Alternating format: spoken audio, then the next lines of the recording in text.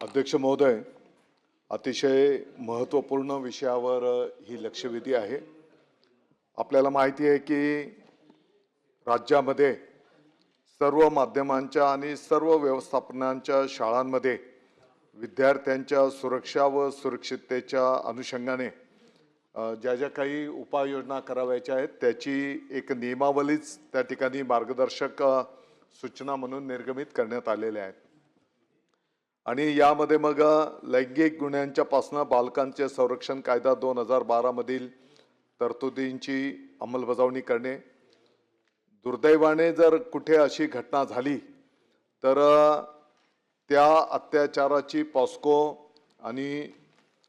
चिराग या ॲपवर त्याची तत्काळ तक्रार त्या ठिकाणी दाखल करणे, सर्व माध्यमांच्या सर्व व्यवस्थापनांच्या शाळांमध्ये तक्रार पेटी बसवणे, प्रत्येक शाळेमध्ये सखी सावित्री समितीचे गठन करणे, प्रत्येक शाळा आणि त्याच्या परिसरामध्ये CCTV कॅमेरे बसवणे,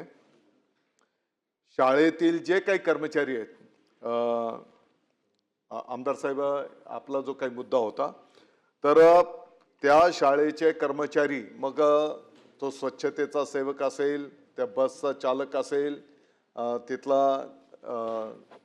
त्याला सपोर्टिंग जे काही कर्मचारी स्टाफ असेल, या सर्वांचं चारित्र्य पडताळणी पोलीस विभागाच्या माध्यमातून करणं त्या ठिकाणी अपेक्षित आहे की जेणेकरून काही दुर्दैवी घटना त्या ठिकाणी होणार नाहीत। प्रसाधन गृहांमध्येही स्वच्छतागृह जे काही आहेत हे विद्यार्थ्यांच्यासाठी आणि विद्यार्थिनींच्यासाठी स्वतंत्र त्या ठिकाणी अपेक्षित आहेत। आणि म्हणून दुर्दैवाने जर कुठे अशी घटना झाली तर या संदर्भामध्ये तात्काळ त्याची दखल घेण्यात येऊन गुन्हे दाखल करण्यात आलेले आहेत। आणि जिथे कुठे घटना जर अशी झाली तर 24 तासांच्या आत संबंधित शिक्षणाधिकाऱ्याला त्या संदर्भातलं कळवणं, आणि कोणीही अशी घटना दडवून ठेवण्याचा प्रयत्न जर केला तर त्या संबंधित व्यक्ती त्यांच्यावर पण कारवाई त्या ठिकाणी केली जाते। अध्यक्ष महोदय, शाळा विद्यार्थी सुरक्षा समितीचंही त्या ठिकाणी गठन केलं जाते आणि विद्यार्थ्यांच्या सुरक्षा नियंत्रण समितीचंही त्या ठिकाणी गठन केलं जाते आणि पूर्ण राज्य पातळीवरनं याचाही आढावा त्या ठिकाणी घेतला जातो। तरी पण काही ठिकाणी अशा दुर्दैवी घटना घडतात, ही वस्तुस्थिती आहे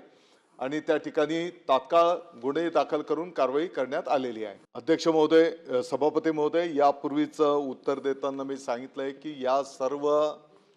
कर्मचाऱ्यांच्या चारित्र्याची पडताळणी करणं हे त्या शाळेवर, त्या मुख्याध्यापकांवर हे बंधनकारक आहे, नियमामध्येच त्याची तरतूद आहे आणि त्याची जर अंमलबजावणी कोणी केली नाही तर त्या शाळेवर पण त्या ठिकाणी कारवाई केली जाते। दुसरा जो मुद्दा होता, या संदर्भामध्ये सभापती महोदय, माननीय न्यायालयाच्याच नेतृत्वाखाली एक समिती त्या ठिकाणी गठीत करण्यात आली होती आणि त्या समितीने जे जे काही सूचना केलेल्या आहेत त्याप्रमाणे त्याची अंमलबजावणी त्या ठिकाणी केली जाते आहे।